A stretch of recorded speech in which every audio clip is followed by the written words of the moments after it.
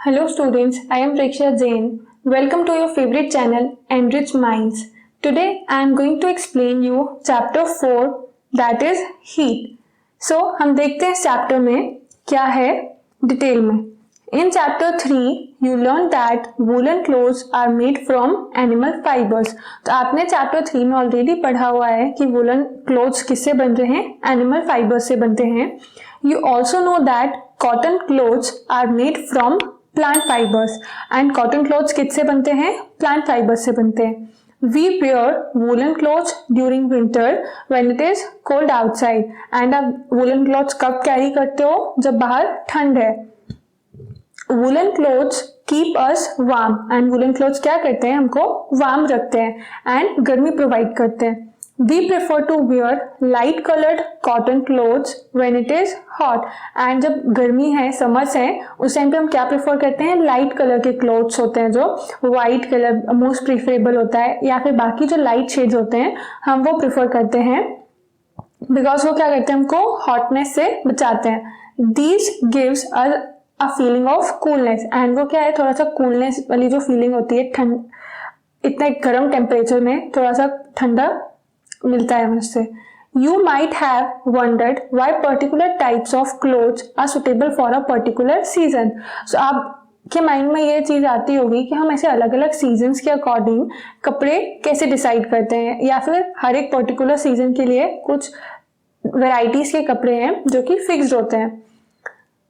In winter you feel cold inside the house. तो ठंड के टाइम पर क्या होता है, विंटर सीजन जो है आपको घर के अंदर क्या हो रही है, ठंड लग रही है. If you come out in the sun you feel warm and जब आप घर से बाहर निकलोगे या फिर टेरेस पे जाओगे जहां पर सन लाइट मिलेगी तो वहां पर क्या होगा, आपको थोड़ी सी वार्म लगने लगेगा. In summer you feel hot even inside the house and summers के टाइम पर क्या होता है, घर के अंदर भी हमें गर्मी लग रही होती है. How do we know whether an object is hot or cold? So हमें कैसे पता चल रहा है कि कोई ऑब्जेक्ट हॉट है या कोल्ड है, मतलब कोई ऑब्जेक्ट गर्म है या ठंडा है, ये हम कैसे आइडेंटिफाई कर पा रहे हैं. How do we find out hot or cold? How hot or cold an object is? And हम ये कैसे फाइंड आउट करते हैं कि कोई ऑब्जेक्ट कितना हॉट और कितना कोल्ड है. In this chapter we shall try to seek answers to some of these questions. And हम इस चैप्टर में इस टाइप के जो भी क्वेश्चंस हैं, हॉट, हीट, कोल्ड, वार्म, इन सारे वर्ड से रिलेटेड जितने भी क्वेश्चंस हैं इस चैप्टर में आपके क्लियर हो जाएंगे. सो हम इस चैप्टर के फर्स्ट टॉपिक पे देखते हैं जो कि क्या है, hot and cold. In our day-to-day life, we came across a number of objects. Some of them are hot and some of them are cold. So आप अपने day-to-day life में घर में काफी सारी ऐसी चीजें देखते होंगे, या फिर आप अपने सराउंडिंग में घर के बाहर भी, जो कि कैटेगराइज्ड है हॉट एंड कोल्ड में. For example tea is hot and ice is cold. जैसे कि क्या है, टी हॉट है एंड आइस जो है वो कोल्ड है. List some objects you use commonly in table 4.1. And ऐसे ही आपको और ऑब्जेक्ट्स की लिस्ट बनानी है जो कि कॉमनली हम यूज करते हैं एंड उनको कैटेगराइज करना है हॉट एंड कोल्ड में. Mark these object as hot और कोल्ड. सो यहाँ 4.1 टेबल देखो, यहाँ पर क्या है, कुछ ऑब्जेक्ट्स दी हुई हैं एंड उसमें दो क्राइटेरिया है, cold, cool, warm and hot. So in categories में हमको क्या करना है, ये ऑब्जेक्ट्स को डिवाइड करना है. So first is ice cream. तो आइसक्रीम ऑब्वियस है क्या होती है, कोल्ड है. Spoon in a tea cup. So spoon अगर आप टी कप में डिप करोगे एंड टी क्या है, हॉट है, दैट इज वाई स्पून भी क्या हो जाएगी, हॉट हो जाएगी. फ्रूट जूस है, तो फ्रूट जूस जनरली आप अगर कभी भी पीते हो तो क्या है, वो हम कोल्ड पीते हैं, या फिर उसमें आइस क्यूब्स डाल के ही पीते हो ना, तो वो क्या हो गया, cool. Handle of a frying pan. So अभी handle of a frying pan generally क्या है ना, हम फाइबर होता है या फिर पॉलीमर का बना हुआ होता है जो कि वार्म नहीं होता है, इसीलिए हम उसको इजीली पकड़ पाते हैं. इन केस अगर जो हैंडल है वो मेटल का ही बना होता है तो वो क्या हो जाएगा, वार्म हो जाएगा. ठीक है ना. तो ये 4.1 टेबल आप ऐसे दूसरे ऑब्जेक्ट्स भी यहाँ पर लिस्ट कर सकते हैं एंड उनको कैटेगराइज कर सकते हैं. वापस से देखते हैं यहाँ पर ये क्या है, कॉशन दिया हुआ है, ये do not touch object which are too hot, be careful while handling a candle flame और अ स्टोव. तो आपको ऐसे ऑब्जेक्ट्स नहीं टच करना है जो कि बहुत ज्यादा गर्म है एंड जैसे एग्जाम्पल दिया हुआ है कि कैंडल का जो फ्लेम होता है या फिर स्टोव को अगर आप हैंडल कर रहे हो, उसके आसपास हो, तो वहां पर थोड़ा सा केयरफुल हमें रहना चाहिए।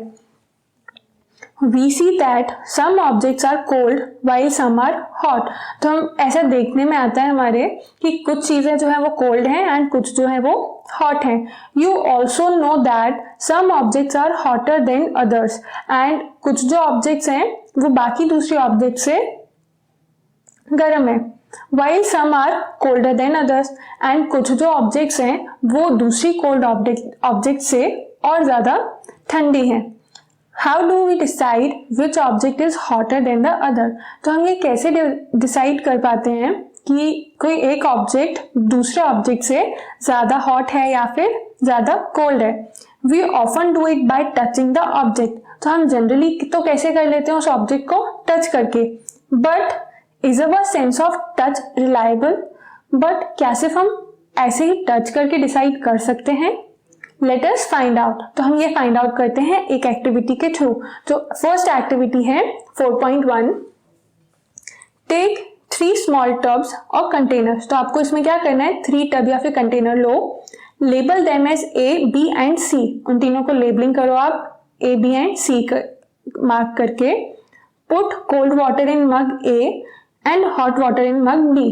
देन उसके बाद जिस कंटेनर को आपने A मार्क किया है उसमें कोल्ड वाटर पुट करो, जिसमें आपने B मार्क किया है उसमें हॉट वाटर पुट करो। देन थर्ड में क्या करना है, mix some cold and hot water in mug C। So जो थर्ड मग है उसमें cold plus hot water mix करना है। Now dip your left hand in mug A। तो उसके बाद आपको क्या करना है, लेफ्ट हैंड को A मग में डिप करना है। A मग में कौन सा है, कोल्ड वाटर है। And right hand in mug B। And right hand को कौन से मग में डिप करना है, B में। After keeping the hands in the 2 mugs for 2-3 minutes, put both the hand simultaneously in mug C। So 2-3 minute तक के लिए आप A एंड B मग में अपने हैंड्स डिप करने के बाद उसको साइमल्टेनियसली, दैट मीन्स कि साथ में मग C में डिप करोगे। Do both the hands get the same feeling? So ये ऑब्जर्व करना है देन उसके बाद कि दोनों ही हैंड्स में सेम फीलिंग आती है कि नहीं। तो ये एक सिंपल सा एक्सपेरिमेंट है, आप किसी बड़े के साथ ये घर पे भी ट्राई कर सकते हो। तो इसके बाद इसका आंसर हमें यहाँ पे मिलेगा। बूझो क्या बोल रहा है, बूझो says my left hand tells me that the water in mug C is hot।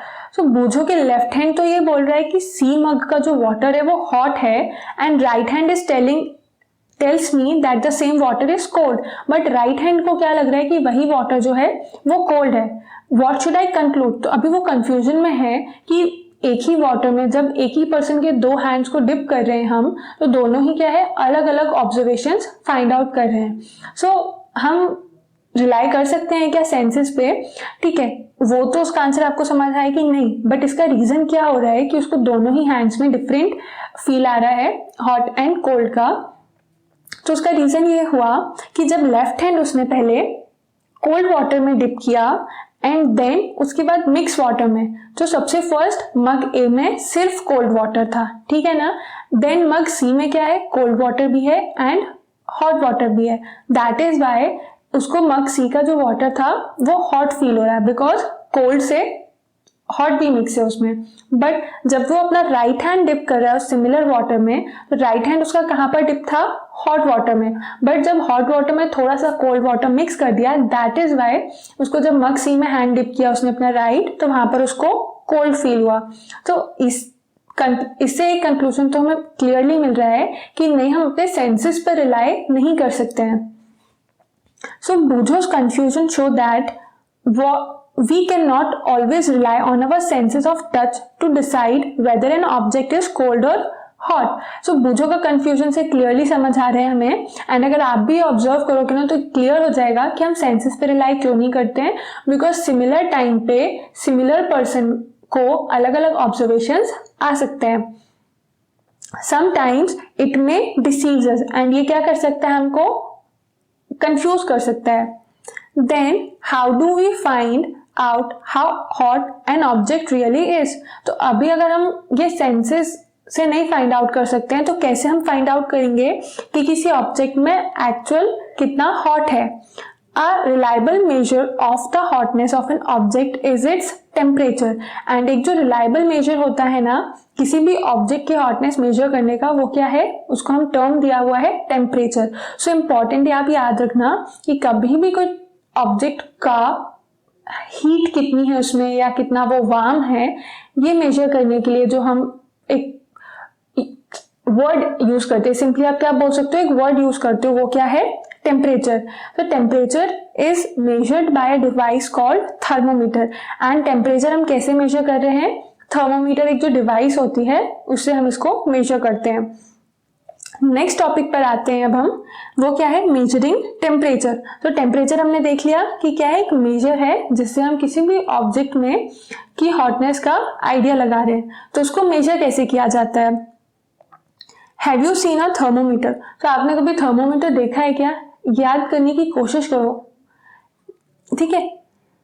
Recall that when you or someone else in your family had fever, the temperature was measured by a thermometer. याद आया भी पढ़ने के बाद कि अगर घर में आपको या कभी किसी और को फीवर आया हो तो थर्मोमीटर उस टाइम पर यूज किया था बॉडी टेम्परेचर मेजर करने के लिए. The thermometer that measures our body temperature is called a clinical thermometer. And वो थर्मोमीटर जो क्या कर रहा है, बॉडी का टेम्परेचर मेजर करता है, उसको हम क्या बोलते हैं, clinical thermometer. Hold the thermometer in your hand and examine it carefully. तो थर्मोमीटर को प्रॉपरली एग्जामिन करो, दैट मीन्स कि कैसा दिखता है, क्या क्या उसमें प्रॉपर्टीज है, क्या प्रेजेंट है थर्मोमीटर में. If you do not have a thermometer, request a friend to share it with you.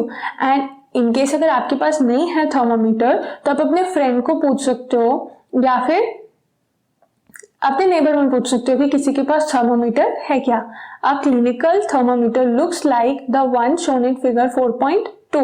And एक क्लिनिकल थर्मोमीटर कहीं भी नहीं मिलता है, तो यहाँ आपकी बुक में भी दिया हुआ है कि क्लिनिकल थर्मोमीटर कैसा दिखता है 4.2 फिगर में, ठीक है. इसके बाद हम इसका डिस्क्रिप्शन पढ़ते हैं आगे. A clinical thermometer consists of a long, narrow, uniform glass tube. तो एक clinical thermometer क्या है, ग्लास का बना हुआ है, सबसे मेन ग्लास की ट्यूब टाइप स्ट्रक्चर है, नैरो है एंड लॉन्ग है. It has a bulb at one end. अगर आप 4.2 फिगर में देख पा रहे हो तो उसके एक एंड पर क्या प्रेजेंट है, ये यहाँ पर देखो, ये बल्ब प्रेजेंट है, ठीक है. Outside the bulb A small shining thread of mercury can be seen. And ये जो बल्ब में क्या है, यहाँ बल्ब में आपको डिफरेंट कलर का दिख रहा है, इसमें क्या प्रेजेंट है, मरकरी प्रेजेंट होती है. मरकरी एक मेटल है एंड ये एक ऐसा मेटल है जो कि रूम टेम्परेचर पे भी लिक्विड स्टेट में प्रेजेंट होता है. बाकी सारे ही मेटल जनरली जो है वो सॉलिड स्टेट में होते हैं, बट मरकरी एक ऐसा मेटल है जो कि रूम टेम्परेचर पे भी लिक्विड रहेगा. तो ये बल्ब के बाहर से एक मरकरी का थ्रेड निकला हुआ आता है जो कि शाइनिंग सिल्वर कलर का दिखेगा जब आप ओरिजिनली थर्मोमीटर को देखोगे तो. If you do not see the mercury thread, rotate the thermometer a bit till you see it. So अगर आपको एक बार में नहीं दिख रहा है ना वो मरकरी थ्रेड, तो आप थर्मोमीटर को थोड़ा सा रोटेट करके या डिफरेंट एंगल से देखोगे ना तो आपको क्लियरली वो थ्रेड देख सकते हो, काफी थिन होता है. You will also find a scale on the thermometer. And आपको थर्मोमीटर पे क्या है, एक स्केल भी मिलेगा. The scale we use is the Celsius scale indicated by degree Celsius. And ये जो स्केल है यहाँ पर देखो आप, ये मार्किंग जो है ना, ये क्या है, स्केल है, यहाँ पर एनलार्ज दिया हुआ है थोड़ा सा. ये जो मार्किंग दी हुई है ना, ये किस में होती है, डिग्री सेल्सियस में. सो बूझो वैसे ही बहुत क्यूरियस है, उसके माइंड में बहुत सारे क्वेश्चन आते हैं, आप लोगों के माइंड में नहीं भी आ पाते तो बूझो कमी पूरी कर देता है ना सारे क्वेश्चंस की. So Boojho wondered which of the two scales shown in figure 4.2 he should read. So Boojho ये बोल रहा है कि यहाँ पर अगर आपने ध्यान से देखोगे ना तो दो डिफरेंट स्केल्स हैं, यहाँ पे देखो अपसाइड एंड ये लाइन के नीचे दो डिफरेंट स्केल्स हैं, तो हमें कौन सा कंसिडर करना है. आगे देखते हैं वो क्या बोल रहा है. नहीं, अभी पहली बोल रही है. पहली told him that India has adopted the Celsius scale and we should read that scale. So India ने क्या है, सेल्सियस स्केल अडॉप्ट कर लिया है, इसीलिए हम क्या पढ़ते हैं, सेल्सियस स्केल ही से मेंशन करते हैं टेम्परेचर को. The other scale with the range 94 to 108 degree is the Fahrenheit scale. It was in use earlier. And जो दूसरा स्केल है ना, फ़ारेनहाइट स्केल होता है, उसकी रेंज क्या है, 94 से 108 है क्लिनिकल थर्मोमीटर में. एंड ये पहले टाइम पे यूज होता था, बट अभी जो यूज होता है वो है डिग्री सेल्सियस. ठीक है. A clinical thermometer read temperature from 35 degree Celsius to 42 degree Celsius. And एक क्लिनिकल थर्मोमीटर जो होता है ना, वो 35 से लेके 42 डिग्री तक टेम्परेचर मेजर करता है. दैट मीन्स कि उसकी रेंज जो है वो कितनी है, 35 से 42 के बीच की है. उसके बाद है एक्टिविटी 4.2. ये क्या है, reading a thermometer. That means कि हम थर्मोमीटर को कैसे रीड करते हैं. Let us learn how to read a thermometer. First, note the temperature difference indicated between the two bigger marks. तो सबसे पहले आपको क्या करना है, दो बिगर मार्क्स के बीच का टेम्परेचर डिफरेंस जो है वो नोट डाउन करोगे आप. Also note down the number of divisions shown by smaller marks between these marks. तो जो बिगर मार्क्स है ना, उनके बीच के जो स्मॉलर मार्क्स हैं, दैट मीन्स की स्मॉल डिविजन्स हैं, उनको काउंट करोगे. Suppose the bigger marks read 1 degree and there are 5 divisions. Suppose अगर ऐसा है ना कि दो जो बिगर मार्क्स हैं उनके बीच में क्या है, 1 डिग्री का डिफरेंस है एंड उसके बीच में कितने हैं, 5 डिविजन्स हैं. Then one small division can read 1/5 is equal to 0.2 degree Celsius. That means कि ये न्यूमरेटर में आप क्या लिख दोगे, जो दो बिगर मार्क्स के बीच का डिफरेंस है, दैट मीन्स कि टेम्परेचर डिफरेंस 1 डिग्री हो गया. एंड नीचे क्या लिख दिया, जो नंबर ऑफ स्मॉल डिविजन्स है. तो आंसर क्या आ गया, 0.2 डिग्री. दैट मीन्स कि एक जो स्मॉल डिवीजन है वो कितना टेम्परेचर मेजर करेगा, 0.2 डिग्री मेजर करेगा. Wash the thermometer preferably with an antiseptic solutions. तो थर्मोमीटर जनरली यूज करने के पहले और बाद में ना हमें एंटीसेप्टिक सोल्यूशन से उसको वॉश करना चाहिए या फिर क्लीन करना चाहिए. Hold it firmly and give it a few jerk. And उसको टाइटली होल्ड करके, अगर आप लूज होल्ड करोगे तो वो गिर सकता है. That is why tightly hold करके उसमें कुछ जर्क देना है. दैट मीन्स उसको झटकना है. The jerks will bring the mercury level down. and jerk देने से क्या होगा, mercury level जो है वो नीचे आ जाएगा. Ensure that it falls below 35 degree Celsius. And ये केयरफुली आपको ध्यान रखना है कि 35 डिग्री सेल्सियस से टेम्परेचर जो है वो नीचे आ जाए. Now place the bulb of thermometer under your tongue. Then उसके बाद आप क्या करोगे, थर्मोमीटर का जो बल्ब है उसको अपने टंग के नीचे प्लेस करो. After 1 minute take the thermometer out and note the reading. Then उसके बाद क्या करना है, 1 मिनट टंग के नीचे रखने के बाद थर्मोमीटर को निकाल के उसकी रीडिंग हमें नोट डाउन करनी है. This is your body temperature. And वो जो भी मेजर करेगा ना, वही आपका क्या रहेगा उस टाइम पे, बॉडी टेम्परेचर.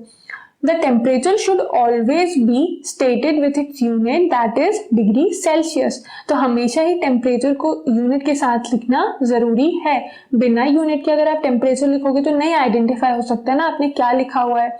क्या है, 35 है या 37 लिखा हुआ है, तो क्या लिखा हुआ है, हाइट है किसी की, मीटर कोई दूसरा यूनिट है, वेट लिखा हुआ है किसी का, नहीं पता चलेगा ना. दैट इज वाई यहाँ पर यूनिट लिखना बहुत इंपॉर्टेंट है.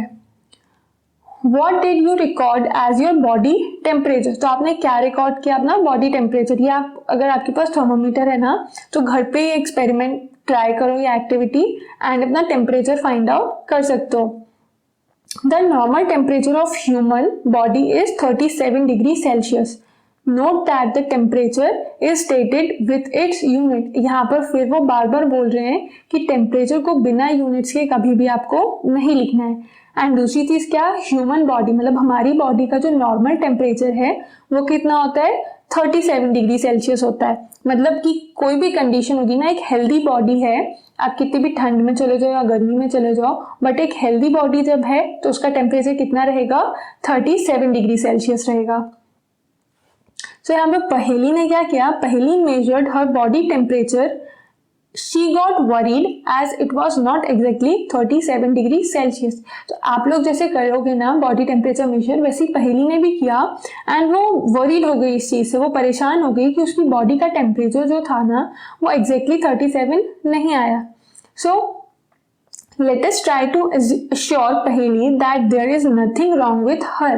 so ये एक्टिविटी जो है 4.3 इसमें आंसर मिलेगा हमको, बट इसमें कोई वरी करने की बात या परेशान होने की बात नहीं है इन केस अगर एग्जैक्टली 37 नहीं आता है टेम्परेचर। जरूरी नहीं है दैट मीन्स कि आपको फीवर ही हो। अभी एक्टिविटी 4.3 स्टार्ट करने से पहले यहाँ पर हम कुछ प्रिकॉशंस दिए हुए हैं, वो देखते हैं क्या है। Precautions to be observed while using a clinical thermometer. तो क्लिनिकल थर्मोमीटर यूज करने के पहले कुछ प्रिकॉशंस जो हैं वो हमें ध्यान रखने चाहिए। Thermometer should be washed before and after use, preferably with an antiseptic solution। तो ये क्लियर है बिकॉज सबके माउथ में अलग अलग टाइप के जर्म्स होते हैं ना, तो इसके थ्रू क्या हो सकता है, एक पर्सन के जर्म्स जो है वो दूसरे पर्सन में जा सकते हैं अगर हम उसको वॉश नहीं करेंगे तो। Ensure that before use the mercury level is below 35 and mercury level का बहुत ध्यान रखना है, वो हमेशा ही 35 के नीचे होना चाहिए। Read the thermometer keeping the level of mercury along the line of sight। And thermometer को रीड करने के टाइम पे ये बहुत जरूरी है ध्यान रखना कि आप जो मरकरी की लाइन है उस पे ही देख रहे हो। Handle the thermometer with care.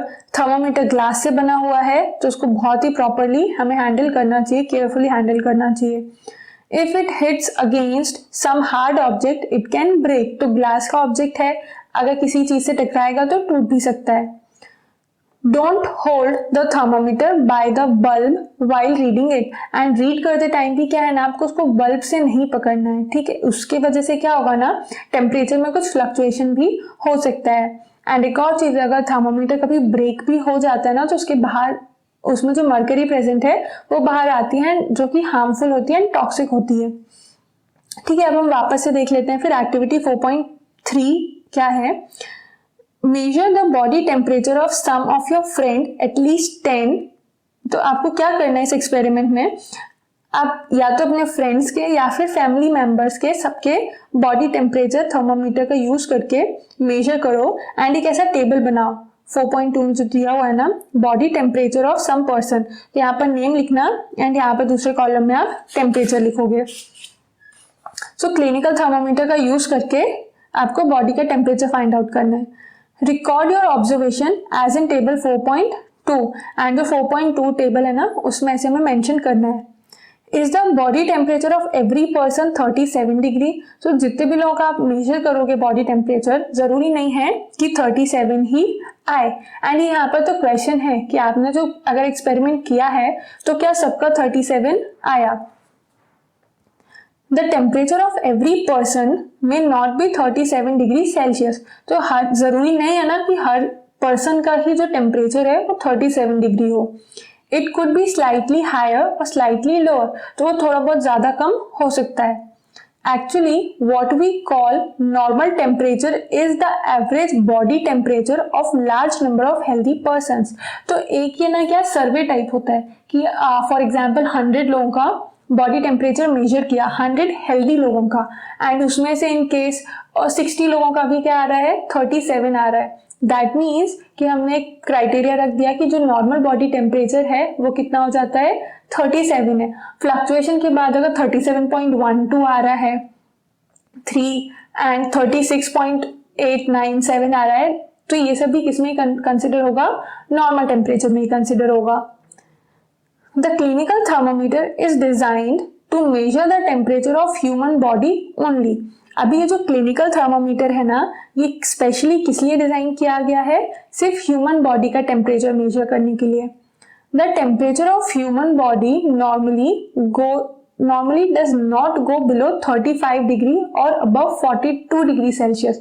तो अभी ये ध्यान आया आपको, समझ आया कि क्यों 35 एंड 42 ही रेंज डिसाइड की हुई है, कि 35 से कम की वैल्यू नहीं दी है एंड 42 से ज्यादा नहीं दिया है।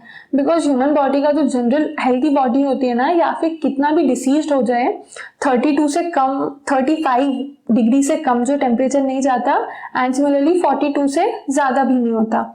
This is the reason that this thermometer has the range 35 degree Celsius to 42 degree Celsius, and यही एक रीजन है जो इस थर्मोमीटर की रेंज जो है 35 से 42 के बीच की है।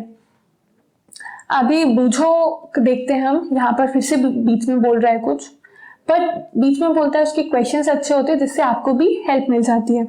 सो बूझो गॉट अ नॉटी आइडिया, तो बूझो को एक आइडिया आ रहा है। He wanted to measure the temperature of hot milk using a clinical thermometer. So ये आइडिया बूझो के अकेले मन में नहीं आया होगा, आप लोग भी जो नोटी बच्चे हो आपके माइंड में भी आया होगा कि क्यों ना हम ये थर्मोमीटर मिल ही गया है तो इससे मिल्क का टेम्परेचर फाइंड आउट करते हैं। So पहेली stopped him from doing so. So आपके जो एल्डर ब्रदर सिस्टर होंगे वो आपको रोक रहे होंगे ना कि नहीं ऐसा नहीं करना है, ऐसे ही पहेली ने रोक दिया कि नहीं ऐसा नहीं करना है। तो अभी बूझो के माइंड में ये भी क्वेश्चन आया कि क्यों नहीं करना है, तो उसका आंसर भी मिलेगा आगे के सेक्शन में। उसका आंसर हमें मिलेगा कि क्यों हमें क्लिनिकल थर्मोमीटर जो है वो हॉट वाटर मेजर का टेम्परेचर मेजर करने के लिए नहीं यूज करना है। आगे बढ़ने से पहले यहाँ पर एक क्वेश्चन आ रहा है। क्वेश्चन क्या है? Do not use a clinical thermometer for measuring the temperature of any object other than human body.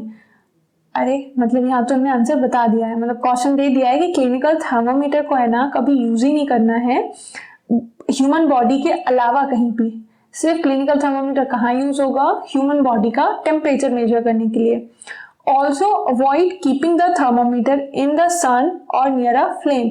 And क्या और अवॉइड करना है हमें कि उसको डायरेक्टली कहीं फ्लेम है, कैंडल या स्टोव की जो फ्लेम है या डायरेक्ट सनलाइट है उससे दूर रखना है। इट में ब्रेक, उससे क्या होगा वो टूट सकता है। सो नेक्स्ट सेक्शन जो है वो क्या है? Laboratory thermometer. सो अभी आपने क्या पढ़ा? क्लिनिकल थर्मोमीटर, जिसमें रेंज कहाँ से कहाँ तक थी? 35 से लेके 42 डिग्री सेल्सियस था, एंड उसका यूज कहाँ पर था? ह्यूमन बॉडी का टेम्परेचर मेजर करने के लिए था। अभी नेक्स्ट जो दिया है वो क्या है? Laboratory thermometer. इसके बारे में हम पढ़ते हैं अब। How do we measure the temperature of other objects? तो बॉडी का टेम्परेचर तो मेजर कर लिया, अब बाकी दूसरे ऑब्जेक्ट का टेम्परेचर भी हमको कई बार पता करना होता है ना, तो वो हम कैसे पता करेंगे? For this purpose there are other thermometers. तो इस पर्पज के लिए क्या है? कुछ दूसरे थर्मोमीटर्स भी होते हैं। One such thermometer is known as laboratory thermometer, and उनमें से ही एक थर्मोमीटर क्या होता है? लैबोरेटरी थर्मोमीटर होता है। The teacher will show you this thermometer, and अगर आपके स्कूल में होगा ये थर्मोमीटर तो आप अपने टीचर को बोलो कि वो आपको लैबोरेटरी थर्मोमीटर दिखाए। Look at it carefully and note the highest and the lowest temperature it can measure. And उसको ध्यान से देखो और उसमें जो हाईएस्ट एंड लोएस्ट टेम्परेचर है ना उसको नोट डाउन करना। Range of a laboratory thermometer is generally from -10 degree Celsius to 110 degree Celsius. And यहाँ पर क्या करना है? क्या देखोगे आप उसमें कि जो रेंज है दैट मीन्स की सबसे मिनिमम क्या है वहां पर? 10 डिग्री होगा, वो भी माइनस में, -10 डिग्री सेल्सियस होगा, एंड हाईएस्ट टेम्परेचर क्या होगा? 110 डिग्री सेल्सियस होगा। Also, as you did in the case of the clinical thermometer, find out how much a small division on this thermometer reads. तो इसके लिए आप क्या करोगे ना कि आप न्यूमरेटर में क्या लिखोगे? दो जो बिगर मार्क्स हैं उनके बीच का डिफरेंस 1 डिग्री है, 2 डिग्री है, 10 डिग्री है, तो ये जो भी होगा तो उसको आप न्यूमरेटर में लिखोगे, एंड डिनोमिनेटर में क्या लिखोगे? जो नंबर ऑफ सेक्शंस है, एंड उसको डिवाइड करके आपका आंसर आ जाएगा कि एक सेक्शन कितना टेम्परेचर शो करता है। You would need this information to read the thermometer correctly, and ये information कहाँ पर आएगी? थर्मोमीटर को रीड करने में, जो कि दिया हुआ है 4.4 फिगर में, a laboratory thermometer। ठीक है ना? Let us now learn how this thermometer is used. So अभी ये थर्मोमीटर यूज कैसे होता है ये हम यहाँ पर देखेंगे एक्टिविटी में। सो एक्टिविटी स्टार्ट करने से पहले यहाँ पर एक बॉक्स में कुछ इंफॉर्मेशन दी है, वो देखते हैं। Different types of thermometers are used for different purpose. So अलग अलग पर्पस के लिए थर्मोमीटर जो है वो डिफरेंट होता है। The maximum and minimum temperature of the previous day reported in weather reports are measured by a thermometer called the maximum minimum thermometer. And ये जो डे का या फिर हमारा वेदर फोरकास्टिंग के टाइम पर वेदर फोरकास्टिंग में जो थर्मोमीटर यूज होता है ना, वहां पर कौन सा थर्मोमीटर होता है? मैक्सिमम मिनिमम थर्मोमीटर होता है. ह्यूमन बॉडी का टेम्परेचर मेजर करने के लिए क्या यूज हुआ? Clinical thermometer. एंड जो दूसरी ऑब्जेक्ट्स हैं, फॉर एग्जांपल वाटर का टेम्परेचर मेजर करना है, मिल्क का टेम्परेचर, या फिर जो दूसरी चीजें हैं, वहां पर कौन सा यूज होता है? Laboratory thermometer. ठीक है ना. तो अभी लेबोरेटरी थर्मोमीटर यूज कैसे करते हैं वो हमको पढ़ना था एक्टिविटी 4.4 में. उसको कंटिन्यू करते हैं. Take some tap water in a beaker और अ मग. तो इसके लिए आप क्या करोगे? नॉर्मल पानी कोई भी एक बीकर में लेना है. Dip the thermometer in water so that the bulb is immersed in water but does not touch the bottom of the sides bottom और the sides of the container.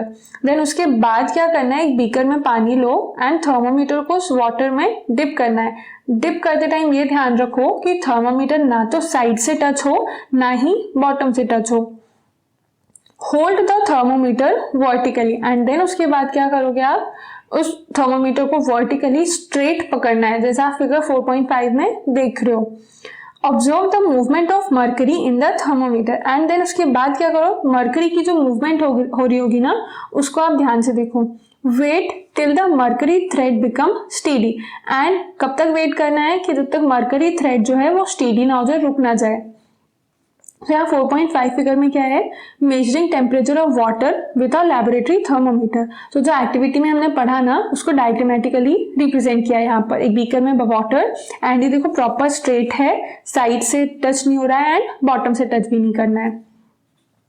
Compare the temperature of water recorded by each student in the class. And इसके लिए क्या करना है? आप सारे class में या फिर घर पे आप करो तो सब अलग अलग बीकर्स में पानी लेना. टैप वाटर ले लो किसी में आप फ्रिज से वाटर निकाल कर ले लो एंड किसी में हॉट वाटर ले लो. तो डिफरेंट वाटर्स रखो बीकर में एंड उसका जो टेम्परेचर मेजर करने के बाद उसको नोट डाउन करो. Then are there any variation in the readings. तो आप उन टेम्परेचर्स में कुछ वेरिएशंस मतलब या फिर चेंजेस आपको दिख रहे हैं क्या? Discuss the possible reason. Let us try to answer this question. And इस क्वेश्चन का आंसर क्या रहेगा ना, कि हर एक जगह पर जो वाटर है उसका टेम्परेचर सेम नहीं है. दैट इज वाई उसमें क्या आता है? वेरिएशन आएगा. एंड इसका आंसर जो है और क्लियरली हमको एक्टिविटी 4.5 में मिलेगा. सो एक्टिविटी 4.5 स्टार्ट करते हैं अब हम. Take some hot water in a beaker और अ मग. तो उसके लिए क्या करोगे आप? एक बीकर लेना है, फिर से उसमें क्या करना है? हॉट वाटर लेना है. Dip the thermometer in water. उसके बाद उस थर्मोमीटर को क्या करोगे आप? वाटर में डिप करो. Wait till the mercury thread become steady and note the temperature. And mercury thread को देखो आप, अगर वो ऊपर जा रहा है एंड कब तक वेट करना है? जब तक वो स्टेडी ना हो जाए. Now take out the thermometer from water and उसके बाद थर्मोमीटर को आप वाटर से निकालो.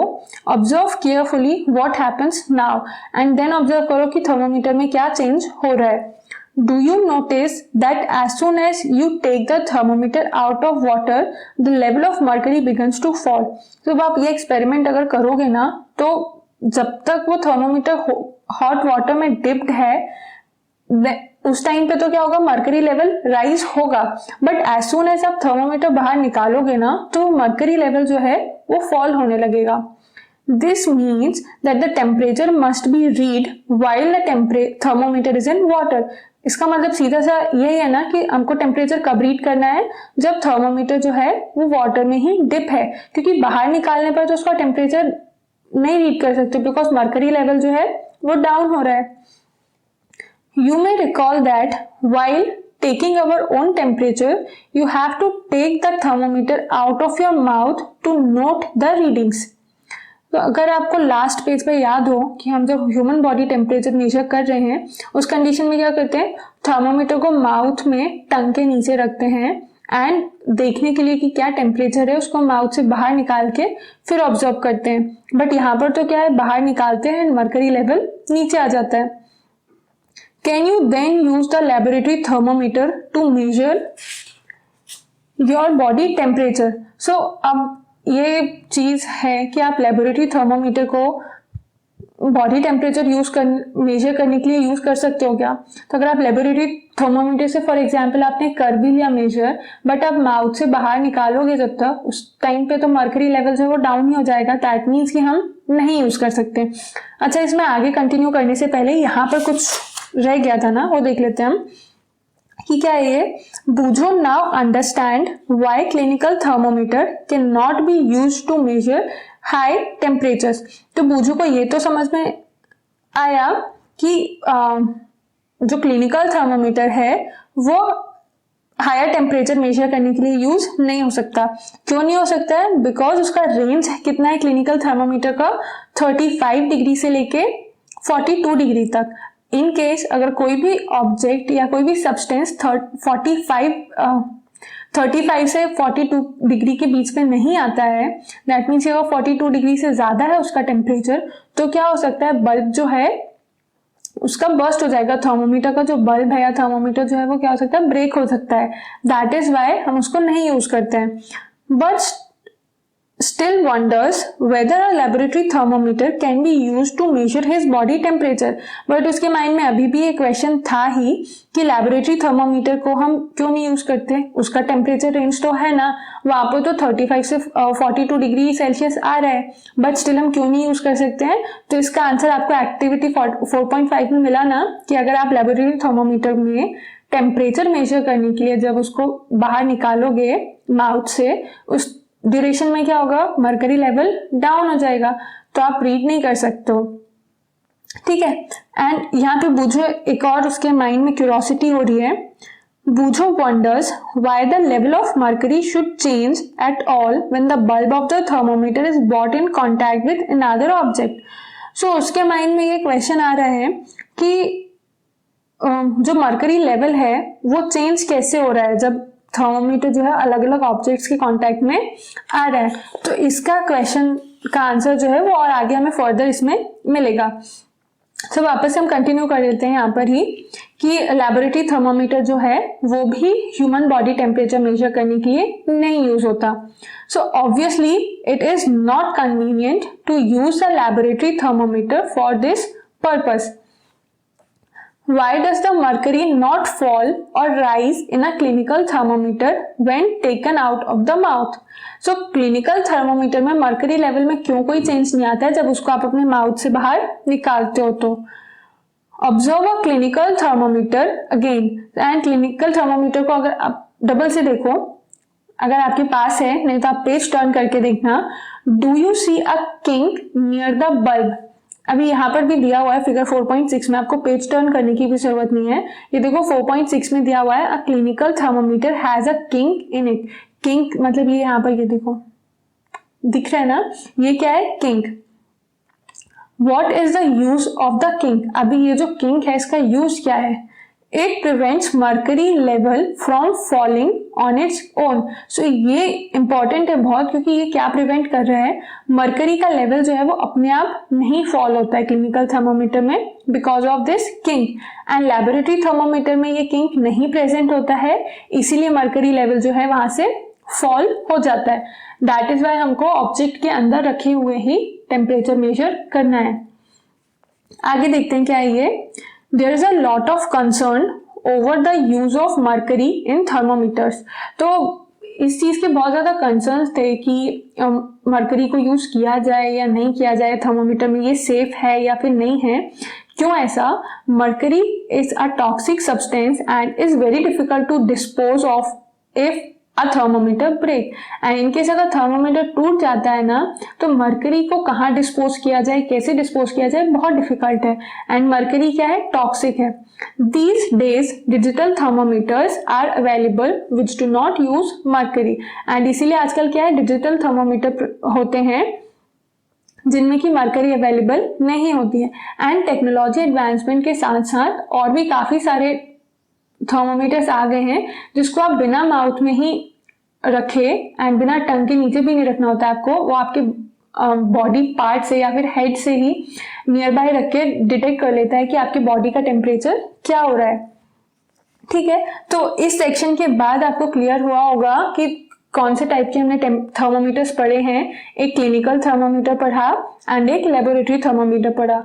दोनों में रेंजेस क्या होती हैं? क्लिनिकल थर्मोमीटर की रेंज थी 35 डिग्री सेल्सियस से लेके 42 डिग्री सेल्सियस तक, एंड एक ह्यूमन बॉडी जो है एवरेज टेम्परेचर उसका कितना होता है नॉर्मल ह्यूमन बॉडी का 37 डिग्री सेल्सियस। देन उसके बाद आया था क्या? लेबोरेटरी थर्मोमीटर, जहां पर रेंज क्या होती है -10 डिग्री से 110 डिग्री तक डिग्री सेल्सियस तक, एंड ये कहाँ पर यूज होता है? लेबोरेटरी पर्पस के लिए, या फिर वाटर, मिल्क, कोई भी दूसरी चीज का अगर बॉडी के अलावा में टेम्परेचर यूज करना है तो वो यूज होता है। वेदर फॉरकास्टिंग के टाइम पे जो टेम्परेचर मेजर किया जाता है उसके लिए क्या यूज होता है? मैक्सिमम मिनिमम थर्मोमीटर जो है वहां पर वो यूज होता है। अभी हम नेक्स्ट टॉपिक देखते हैं जो है ट्रांसफर ऑफ हीट। तो ट्रांसफर ऑफ हीट में क्या है? You might have observed that a frying pan becomes hot when kept on a flame. So frying pan क्या है? hot हो जाता है अगर उसको हम flame पे रख दें। It is because the heat passes from the flame to the utensils. तो ऐसा क्यों हो रहा है? बिकॉज वो हीट जो है वो एक एंड से दूसरे एंड पर पास हो रही है यूटेंसिल में, दैट इज वाई वो वार्म हो जाता है। When the pan is removed from the fire, it slowly cools down. And जब आप पेन को रिमूव कर दोगे फायर के ऊपर से, फ्लेम के ऊपर से, तो थोड़ी देर बाद क्या होगा? वो कूल डाउन हो जाएगा। Why does it cool down? So वो कूल डाउन क्यों हो रहा है? The heat is transferred from the pan to the surrounding. So जो हीट थी ना उस पेन में वो सराउंडिंग में ट्रांसफर हो गई, दैट इज वो क्या हुआ? जल्दी ठंडा हो गया। So you can understand that in both cases the heat flows from a hotter object to a colder object. तो दोनों ही कंडीशन, फर्स्ट कंडीशन क्या थी? जब आपने फ्राइंग पैन को फ्लेम पे रखा तो ज्यादा हाई टेम्परेचर किसका था? ऑब्वियसली फ्लेम का था। जो फायर थी वहां पर ज्यादा टेम्परेचर था तो वो वहां से कहाँ ट्रांसफर हुआ? फ्राइंग पैन में, तो hotter to colder object. And secondly क्या हुआ? जब फ्राइंग पैन जो था वो ठंडा हो रहा है उस कंडीशन में भी क्या हुआ? फ्राइंग पैन हॉट है एंड सराउंडिंग का टेम्परेचर जो है वो कम है, तो यहाँ पर भी क्या हुआ? हीट कहाँ से कहाँ पर फ्लो हुई? Hotter to colder object. In fact in all cases heat flows from a hotter object to a colder object. And जो सारे ही केसेस है ना मोस्टली वहां पर हीट कहाँ से कहाँ फ्लो हो रही है? हॉट से कोल्ड ऑब्जेक्ट में फ्लो हो रही है। How does heat flow? Let us investigate. तो अभी ये हीट फ्लो होती कैसे है इसको हम इन्वेस्टिगेट करते हैं। उससे पहले देखते हैं कि पहेली क्या पूछ रही है। पहेली ask does it mean that heat will not be transferred if the temperature of the two object is the same? So अगर दो ऑब्जेक्ट का टेम्परेचर बिल्कुल सेम है तो हीट फ्लो नहीं होगी। सो ये आंसर इसका क्या रहेगा? यस रहेगा। एक्सप्लेनेशन फर्दर आएगा आगे हमें कि दो ऑब्जेक्ट में अगर टेम्परेचर सेम है ना तो उस कंडीशन में हीट फ्लो नहीं होता है। सो एक्टिविटी 4.6 कंटिन्यू करते हैं। टेक अ रॉड और flat strip of a metal, से ऑफ एल्यूमिनियम और आयरन। सो एक मेटल की स्ट्रिप लेना है या फिर रॉड लेकर, अब मेटल कौन सा लोगे? एल्यूमिनियम ले सकते हो आप, आयरन ले सकते हो, तो कोई भी मेटल ही लेना है। Fix a few small wax pieces on the rod. And जो आपने मेटल लिया है आयरन एल्यूमिनियम उसमें क्या करना है? थोड़े थोड़े डिस्टेंस पर वैक्स के ड्रॉप फिक्स कर दोगे आप, ठीक है। These pieces should be at nearly equal distance. Figure 4.7, तो यहाँ पर नीचे देखो फिगर 4.7 में ये हो गई रॉड एंड इक्वल डिस्टेंस पे वैक्स के पीसेस जो है वो प्लेस कर दिए गए, ठीक है। अब यहाँ पे क्या लिखा हुआ है? Clamp the rod to a stand. And वो रॉड को क्या करना है? स्टैंड के साथ रख देना है। If you do not find a stand you can put one end of the rod in between bricks. तो जैसे यहाँ पर किया हुआ है ना फिगर में ही कि स्टैंड नहीं मिला तो दो ब्रिक्स के बीच में ही उस रॉड को रख देना है। Now heat the other and of the rod and observe. अभी दूसरे एंड को क्या करना है? हीट करना है। तो उन्होंने क्या यूज किया है? कैंडल यूज किया एक एंड पर उसको हीट करने के लिए। What happens to the wax pieces? आप डायग्राम में भी अगर देखोगे ना तो समझ आएगा कि wax pieces का क्या हो रहा है। Do these pieces begin to fall? Which piece falls the first? Do you think that heat is transferred from the end nearest to the flame of the other end. तो यहाँ पे काफी सारे क्वेश्चंस आ गए कि वैक्स पीसेस के साथ क्या हो रहा है, ये वैक्स पीसेस जो है वो गिरना स्टार्ट हुए या नहीं हुए, सबसे पहले कौन सा पीस नीचे गिर रहा है, एंड सबसे लास्ट एंड इम्पॉर्टेंट कि आपको ऐसा लगता है कि यहाँ पर हीट ट्रांसफर होगी लास्ट टाइम तक, और हो भी रही है तो कैसे फाइंड आउट होगा। सो यहाँ पर हम देखते हैं इसका और डिटेल में कि जब कैंडल से ये वन एंड हीट हो रहा है तो डायग्रामेटिकली दिख भी रहा है। अगर आप इसको ट्राई करना चाहें तो किसी बड़े के साथ इसको आप ट्राई कर सकते हैं, किसी एल्डर वन के साथ, फॉर सेफ्टी पर्पस, कि आपने एक मेटल के रॉड पर जब ये वैक्स पीसेस लगाए हैं ना, तो जैसे जैसे रॉड हीटअप होगी तो यहाँ से वैक्स जो होगी वो मेल्ट होके नीचे गिरता जाएगा, जिससे हमें पता चलेगा कि हीट जो है वो ट्रांसफर हो रही है। ठीक है ना, बहुत ही सिंपल सा एक्टिविटी है। The process by which heat is transferred from one hotter end to the colder end of an object is known as conduction। तो ये conduction जो है, एक डेफिनेशन याद रखो आप, ये क्या फिनोमिनन है। इसमें क्या होता है कि किसी भी ऑब्जेक्ट में हॉटर एंड से कूलर एंड तक जो टेम्परेचर फ्लो हो रहा है ना, हीट फ्लो हो रही है, उसको हम क्या बोल देते हैं, कंडक्शन।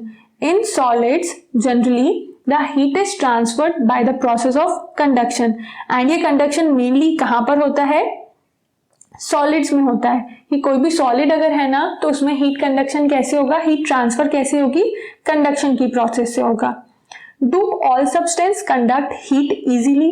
तो अब क्या सारे ही जो सब्सटेंस होते हैं वो इजीली हीट को कंडक्ट करते हैं, मतलब इजीली हीट ट्रांसफर कर सकते हैं। You must have observed that the metallic pan for cooking has a plastic or wooden handle। So अगर आप कभी किचन में जाके देखो ना तो फ्राइंग पैन्स जो होते हैं वो तो मेटल का होता है, बट उसका जो हैंडल लगा हुआ होता है ना वो आइदर प्लास्टिक का रहेगा या फिर वुडन हैंडल होता है। Can you lift a hot pan by holding it from the handle without getting hot. So आप क्या लिफ्ट कर सकते हो हॉट पैन को, उसको हैंडल से पकड़ के, एंड आप हर्ट भी नहीं होंगे। सो ये आप ट्राई ना करके पूछ सकते हो एल्डर वन से, आप अपनी मम्मा से पूछो कि जब आप इसको प्लास्टिक हैंडल से पकड़ रहे हो फ्राइंग पैन को जो कि इतनी देर से फ्लेम पे रखा हुआ था, तो वो क्या हॉट फील होता है। ऐसा जितना हॉट नहीं होता है। उसका रीजन जो है ना वो हमें 4.7 एक्टिविटी में मिलेगा कि कैसे आप एक गर्म फ्राइंग पैन का हैंडल पकड़ते हो एंड हर्ट नहीं होते हो। सो एक्टिविटी 4.7 क्या है फिर, heat water in a small pan और अ बीकर। सो एक स्मॉल पैन में क्या करना है, पानी गर्म करना है एंड उसको एक बीकर में रख देना है। Collect some article such as a steel spoon, plastic scale, pencil and divider. Dip one end of each of these articles in hot water. तो इसके लिए आप क्या करोगे, कुछ आर्टिकल्स कलेक्ट करो अपने स्टेशनरी बॉक्स में से ही, स्केल हुआ, पेंसिल, पेन है, तो ये आप कलेक्ट करके उस बीकर में जिसमें हॉट वाटर था ना उसमें प्लेस कर दो।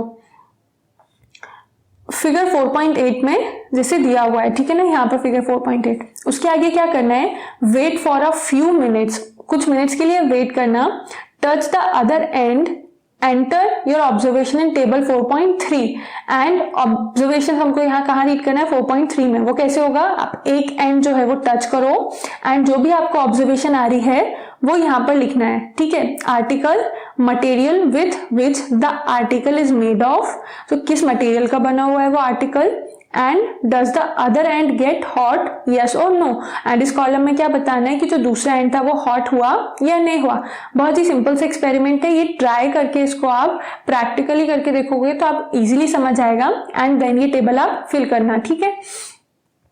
सो कंक्लूजन जो निकलेगा, बट उसका एक्सप्लेनेशन क्या है वो हम यहाँ पर देख लेते हैं। The material which allows heat to pass through them easily are conductors of heat. So ऐसे मटेरियल जो इजीली हीट पास करने दे रहे हैं, जिनसे इजीली हीट पास हो जा रही है, उनको हम क्या बोलते हैं, कंडक्टर्स बोलते हैं। For example aluminium, iron and copper. तो जो मेटल्स होते हैं ना उनमें हीट क्या है, इजीली पास हो जाएगी, दैट इज वाई उनको क्या बोल दिया, कंडक्टर्स। एंड एग्जाम्पल में क्या लिख देंगे हम, एल्यूमिनियम हो गया, आयरन है, कॉपर, ये सारे क्या है, मेटल्स हैं। The material which do not allow heat to pass through them easily are poor conductors of heat such as plastic and wood. And ऐसे materials जो कि easily allow नहीं कर सकते हैं heat को pass करना, उनको हम क्या बोल देते हैं? poor conductors या फिर insulator.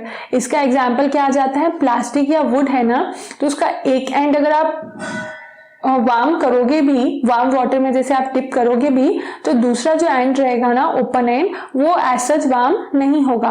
दैट मीन्स कि वो हीट ट्रांसफर नहीं कर रहा है. एंड हीट ट्रांसफर नहीं कर रहा है, दैट मीन्स कि वो क्या है? इंसुलेटर है. The water and air are poor conductors of heat. And water air क्या है? हीट के पुअर कंडक्टर्स हैं. Then how does the heat transfer take place in these substance. तो इन सब्सटेंस में फिर हीट ट्रांसफर कैसे होता है? सॉलिड्स में या फिर जो गुड कंडक्टर ऑफ हीट है उसमें तो कंडक्शन की प्रोसेस से हो जाता है. बट ऐसे मटेरियल्स जो कि इंसुलेटर्स हैं, जो कि हीट नहीं कंडक्ट करते हैं, उनमें कैसे होगा? Let us find out with activity 4.8. तो हम एक्टिविटी 4.8 के साथ ये फाइंड आउट करेंगे. सो इन दिस एक्टिविटी क्या है, ये हमें पढ़ना है. Take a round bottom flask. If flask is not available, a beaker can be used. तो आपको एक फ्लास्क लेना है जो कि राउंड बॉटम हो, एंड इन केस अगर आपके पास फ्लास्क नहीं है तो आप एक बीकर भी यूज कर सकते हो.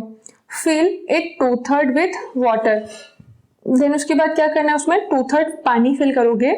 Place it on a tripod. And उसको ट्राइपॉड जो 3 लेग्स होंगे एक ऐसे स्टैंड पर रखना है. और make some arrangement to place the flask in such a way that you can heat it by placing a candle below it. And उसको ऐसा अरेंजमेंट करो आप कि आप फ्लास्क के नीचे अगर कैंडल रख के उसको हीट प्रोवाइड कर सकते हो. Wait till the water in the flask is still. And तब तक वेट करो जब तक कि फ्लास्क का वाटर जो है वो हिलना बंद नहीं हो जाता.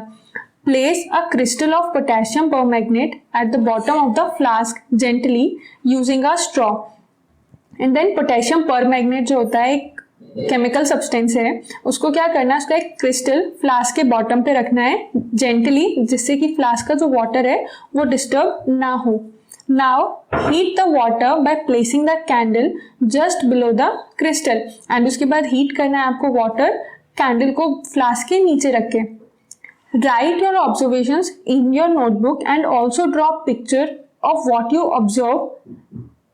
सो इसके बाद क्या करोगे आप? ये एक्सपेरिमेंट परफॉर्म करने के बाद ना ऑब्जर्वेशंस तो लिखना ही है नोटबुक में in your own words, and एक पिक्चर आप ड्रॉ करो कि कैसा आपको इन्फेरेंस हो रहा है, क्या आप विजुलाइज कर पा रहे हो. एंड इसका एक डायग्राम फिगर 4.9 में भी दिया हुआ है, जो हम अभी नेक्स्ट पेज पे चल के देखते हैं.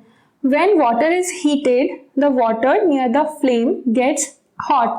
So जब कैंडल से जो हीट प्रोवाइड हो रही है ना, उसकी वजह से क्या हुआ? फ्लेम के पास का जो वाटर था ना वो हॉट हुआ. And hot water rises up. तो हॉट वाटर क्या है? वेट में कम होने की वजह से, लाइट होने की वजह से राइज अप हो जाता है. The cold water from the sides move down towards the source of heat. and जो cold water होता है वो क्या आ जाएगा? hot water की प्लेस ले लेता है. जैसे फ्लेम के पास में जो भी water हुआ वो hot हुआ, वो rise up हुआ.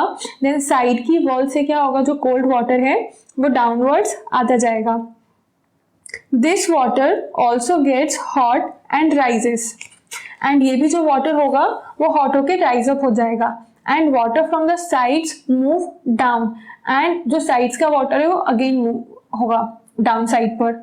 This process continues till the whole water gets heated. And ये कब तक कंटिन्यू रहेगा? जब तक कि पूरा पानी गर्म नहीं हो जाता.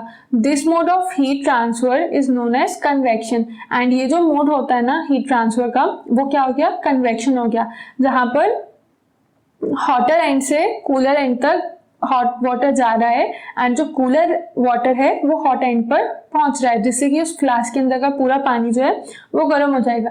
अगर आप ऑब्जर्व करना, आप एक बीकर में या फिर एक पैन में पानी गर्म करोगे ना, तो उसमें आप फ्यू मिनट्स के लिए सिर्फ उसको फ्लेम पर रखो एंड देन ऑब्जर्व करो. आप अपनी फिंगर से या थर्मोमीटर से भी ट्राई कर सकते हो. जब आप टॉप साइड पर थर्मोमीटर, ऊपर का जो पानी है ना वहां पर थर्मोमीटर डालोगे तो पानी का टेम्परेचर स्लाइटली डिफरेंट आएगा एंड दूसरा कंडीशन क्या होगी, जब आप उसको बॉटम पे रखोगे। ऐसा क्यों होता है ना कि जो पानी गर्म हुआ वो ऊपर मूव होता जाता है, बिकॉज लाइटनेस की वजह से लाइट हो जाता है वो पानी, एंड जो कोल्ड वाटर है वो हैवी होने की वजह से नीचे आ जाता है। एंड जो वाटर या लिक्विड्स में जो हीट ट्रांसफर हो रही है उस मेथड को हम क्या बोलते हैं, कन्वेक्शन बोलते हैं। How does the heat travel in air, तो अभी हमने देख लिया कि सॉलिड्स में कैसे ट्रैवल कर रही थी हीट, कंडक्शन की वजह से। लिक्विड्स में कैसे हुआ, कन्वेक्शन की वजह से। अब एयर में कैसे होता है वो हमें देखना है। In which direction does the smoke goes, अभी स्मोक अगर कहीं भी आग लग जाती है या फिर सिर्फ स्मोक ही है तो वो कौन से डायरेक्शन में ट्रैवल करता है। The air near the heat source gets hot and rises. So air जो heat source के पास की जो air है वो क्या है, गर्म होगी and rise up हो जाएगी। The air from the sides coming to take its place, and surrounding की जो cooler air है ना वो आके उस hot air की place ले लेती है।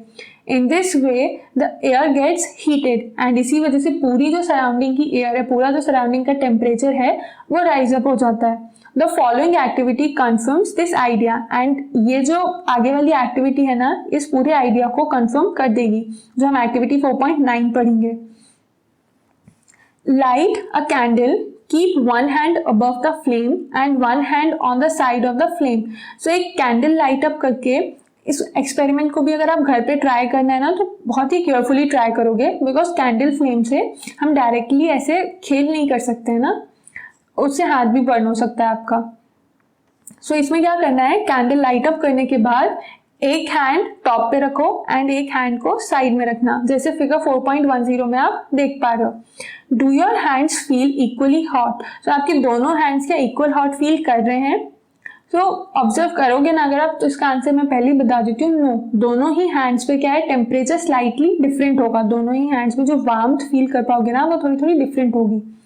If not, which hand feels hotter and why, तो इस क्वेश्चन का आंसर नेक्स्ट पैराग्राफ में है कि टेम्परेचर हमें सेम फील तो नहीं हो रहा है, क्यों नहीं हो रहा है उसका आंसर देखते हैं। उसके पहले be careful, keep your hands at a safe distance from the flame so that they do not get burnt। तो ये एक्सपेरिमेंट करते टाइम बहुत केयरफुल रहना है, किसी एल्डर वन की प्रेजेंस में ही करना है। Notice that towards the top the air gets heated by convection। so top side पर तो क्या हो रहा है ना, कन्वेक्शन की वजह से हीट ट्रांसफर कर रही है। Therefore the hand above the flame feels hot, इसलिए जो ऊपर साइड पर टेम्परेचर, ऊपर साइड जो हैंड है उसमें क्या है, हॉट फील होने लगेगा। On the sides however there is no convection, but sides में क्या है, कोई कन्वेक्शन नहीं है, दैट इज वाई वो हैंड ऐसे जितना हॉट फील नहीं करेगा। So there is no convection and air does not feel as hot as a top. सो कन्वेक्शन नहीं होने की वजह से जितना हॉट टॉप पे फील हो रहा था उतना साइड में फील नहीं होगा। The people living in the coastal areas experiences an interesting phenomenon during the daytime, the land gets heated faster than the water। जो कोस्टल एरिया में, सी शोर के सराउंडिंग में जो लोग रहते हैं ना वो एक बहुत ही इंटरेस्टिंग सा फिनोमेनन एक्सपीरियंस करते हैं। वहां पर क्या होता है ना, डे टाइम पर लैंड जो है वो वाटर से ज्यादा फास्टली हीट अप हो जाता है। The air over the land becomes hotter and rises up. So sunlight की प्रेजेंस में लैंड क्या हुआ, हीटअप हो गया ज़्यादा जल्दी, एंड उसकी जो एयर है हॉट है, लाइट होने की वजह से क्या होगी, ऊपर चली जाती है, राइज अप हो जाती है। The cooler air from the sea rushes in towards the land to take its place, and जो कूलर एयर है मतलब जो ठंडी हवा होती है वाटर बॉडी के ऊपर, सी शोर के ऊपर, वो क्या हो जाती है, कूलर है, एंड वो आकर लैंड वाली प्लेस ले लेती है। The warm air from the land moves toward the sea to complete the cycle, and ऐसे ही जो warm air होती है जो rise up थी already वो कहाँ पर चली जाती है, sea के ऊपर चली जाती है। इस टाइप से पूरी साइकिल कंप्लीट होती है। फिगर हम 4.1 में भी देख सकते हैं कि डे टाइम में क्या हो रहा है कि ये जो लैंड है यहाँ पर क्या है, एयर जो है वो हॉट हुई एंड राइज अप हो गई, एंड यहाँ पर सी के ऊपर जो था वो ठंडी हवा थी, तो जो ठंडी हवा ने यहाँ पर प्लेस लिया लैंड पे, एंड यहाँ पर जो हॉट एयर थी वो चली गई यहाँ पर सी के ऊपर। तो इस टाइप से ये साइकिल चलता है। The air from the sea is called sea breeze, and ये आप फिगर 4.11 में जो डेट टाइम वाला फिगर देखोगे उसमें ब्लैक एरो से नोटिफाई किया हुआ है।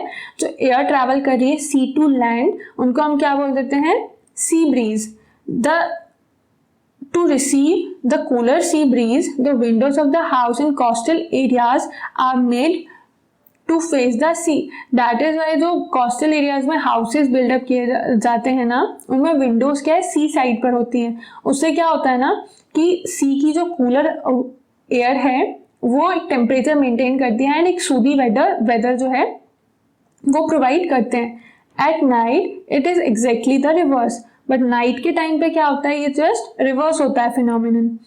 The water cools down more slowly than the land. तो अब वाटर जो था ना वार्म होने में भी ज्यादा टाइम लगा रहा था एंड कूल होने में भी ज्यादा टाइम लगाएगा। सो बहुत स्लोली कूल्स होता है। So the cool air from the land moves toward the sea, this is called land breeze. And उस टाइम पे क्या हुआ, दिन में जो एयर गर्म हुई एंड वो कहाँ पर पहुंच गई थी, सी के ऊपर पहुंच गई थी, एंड लैंड के ऊपर क्या बचा था, कूलर एयर बची हुई थी। सो अभी सी के ऊपर जो हॉट एयर थी वो राइज अप हो जाएगी एंड जो नीचे की स्पेस खाली थी वहां का प्लेस कौन ले लेगा, जो लैंड पे कूलर एयर था। दैट मीन्स कि यहाँ पर हम नाइट टाइम में देखो व्हाइट कलर के एरो से नोटिफाई किया हुआ है ना, लैंड से कहाँ पर जा रही है ब्रीज, सी की तरफ जा रही है, उसको हम क्या बोल देते हैं, land breeze. When we come out in the sun, we feel warm. So अभी आप बाहर निकलोगे, सनलाइट में निकलोगे तो आप वार्म फील करोगे। How does the heat from the sun reaches us? So सन से हीट कैसे हमारे तक पहुंच रही है? It cannot reach us by conduction or convection, as there is no medium such as air in most part of the space between the earth and the sun. So ये conduction and convection से तो नहीं हो सकता है, because सन से लेके अर्थ तक काफी सारे ऐसे पार्ट्स भी आ जाते हैं जहां पर कोई भी एटमॉस्फेयर एयर नहीं है। सो सन क्या है ना, काफी डिस्टेंट प्लेस पर है अर्थ से। दैट इज वाई ये कंडक्शन कन्वेक्शन से नहीं हो रहा। अगर तो कैसे होता है, from the sun the heat comes to us by another process known as radiations. तो सन से अर्थ तक जो हीट आ रही है वो एक प्रोसेस के थ्रू आती है जिसे बोलते हैं radiation. The transfer of heat by radiation does not require any medium.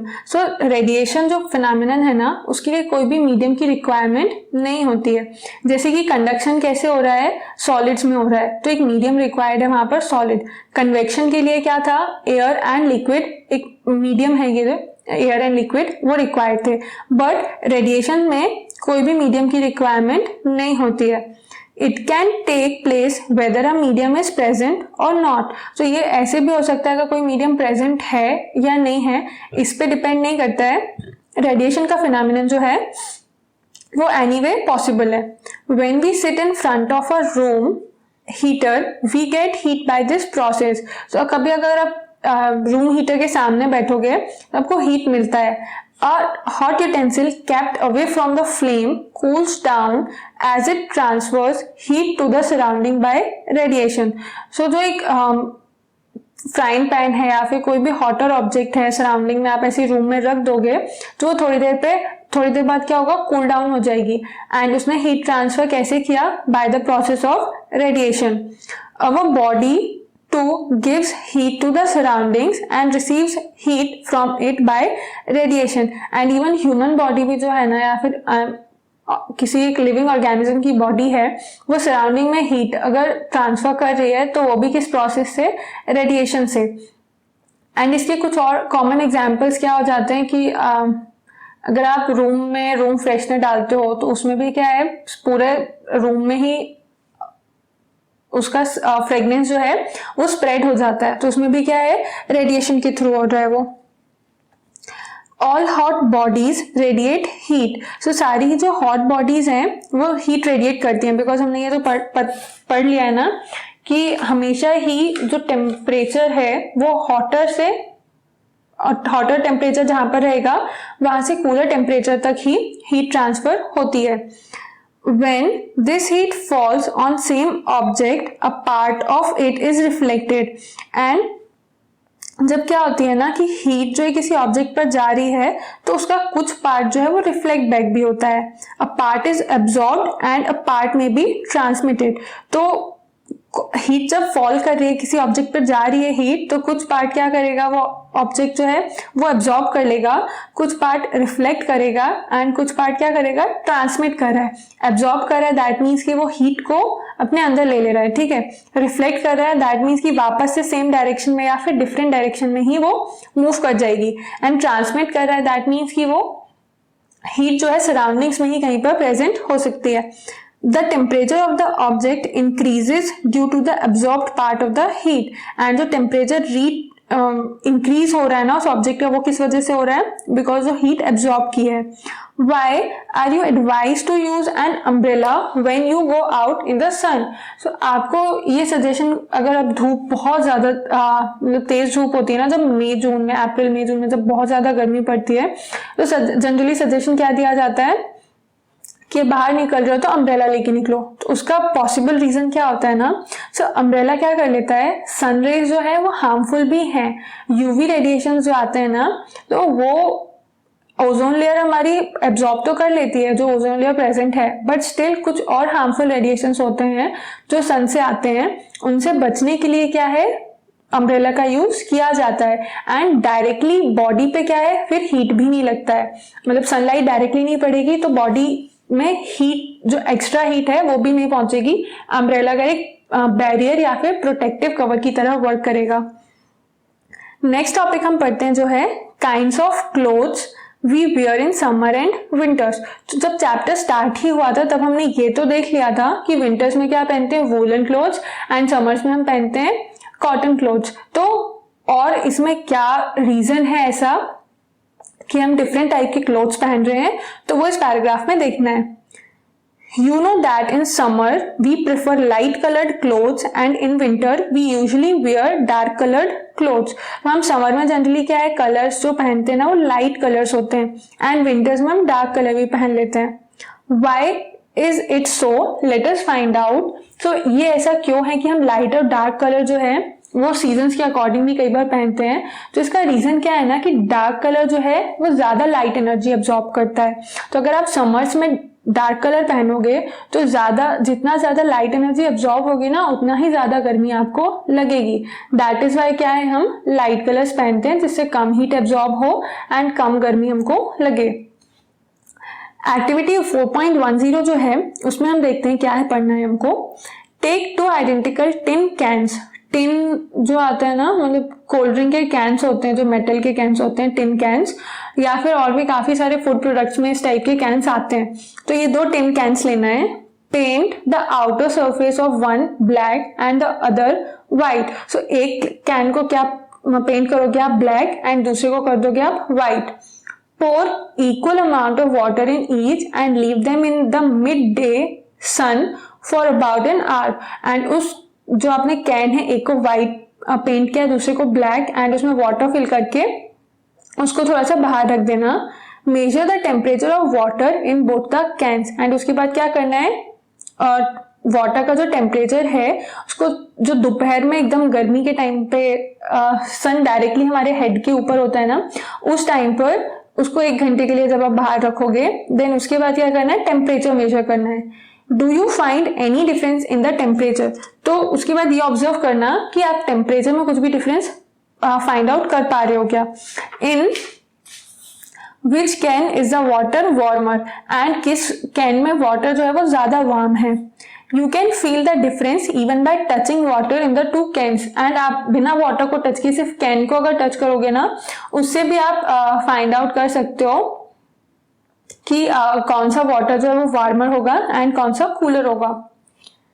सो जो ब्लैक कैन में रहेगा ना, इसका आंसर ये होगा कि जो ब्लैक पेंटेड टिन कैन है उसमें जो वाटर रहेगा वो ज्यादा वार्म होगा as comparison to the white painted, because जो डार्क कलर है वो ज्यादा लाइट एनर्जी अब्सॉर्ब करेगा एंड वहां पर पानी जो है वो वार्म हो जाएगा. बट जो व्हाइट पेंटेड लाइट कलर है वो कम लाइट एनर्जी अब्सॉर्ब करेगा.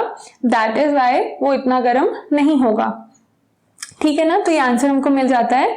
नेक्स्ट एक्टिविटी दी हुई है चैप्टर की last activity 4.11, fill the 2 cans used in activity 4.10 with the same amount of hot water at the same temperature, for example 60 degree. तो दोनों ही जो can थे उनको एम्प्टी करना है, दोनों में फिर क्या फिल करना है, 60 डिग्री टेम्परेचर का water.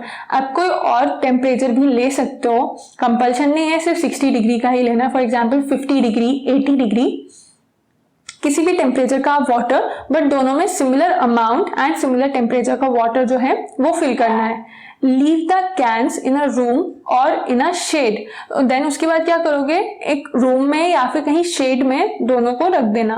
Note the temperature of water after 10 to 15 minutes, and 15-20 minutes के बाद आप जब टेम्परेचर मेजर करोगे ना तो क्या हो रहा है, does the temperature of water in both the cans fall by the same amount, तो दोनों ही यूटेंसिल में जो पानी है वो सेम अमाउंट से टेम्परेचर उसका नीचे हो रहा है।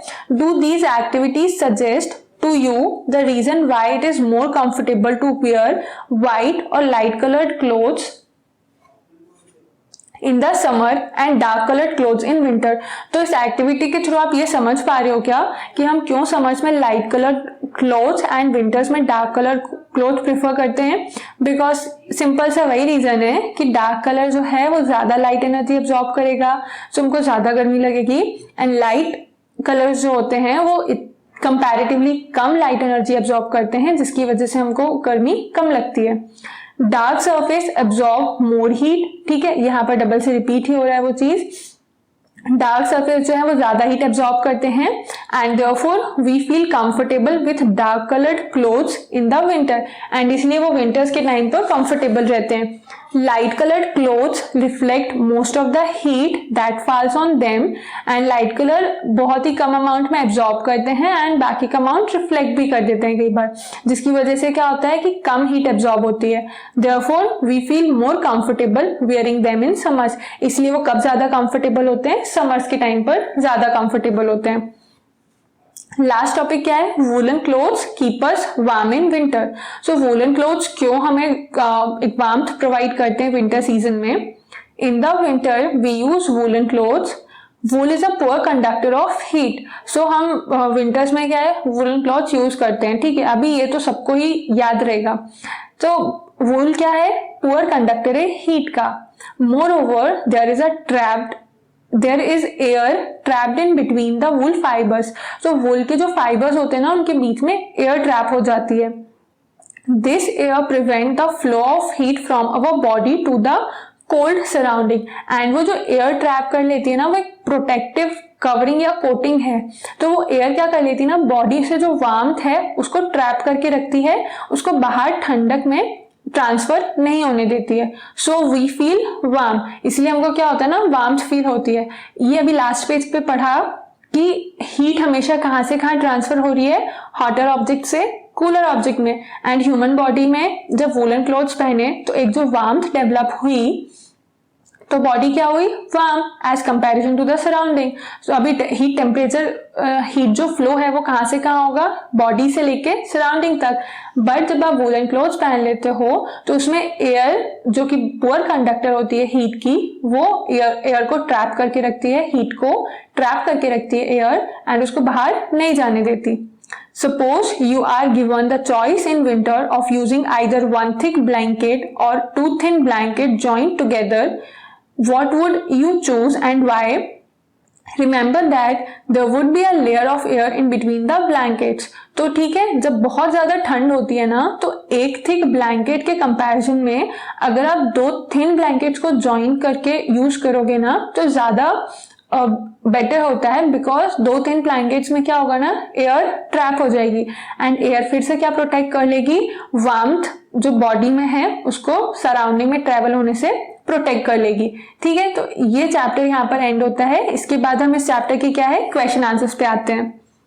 सो एक्सरसाइज का फर्स्ट क्वेश्चन है, state similarities and differences between the laboratory thermometer and clinical thermometer. तो ये जो थर्मोमीटर्स हैं दो, इनके बीच की सिमिलैरिटीज एंड डिफरेंसेस बताना है।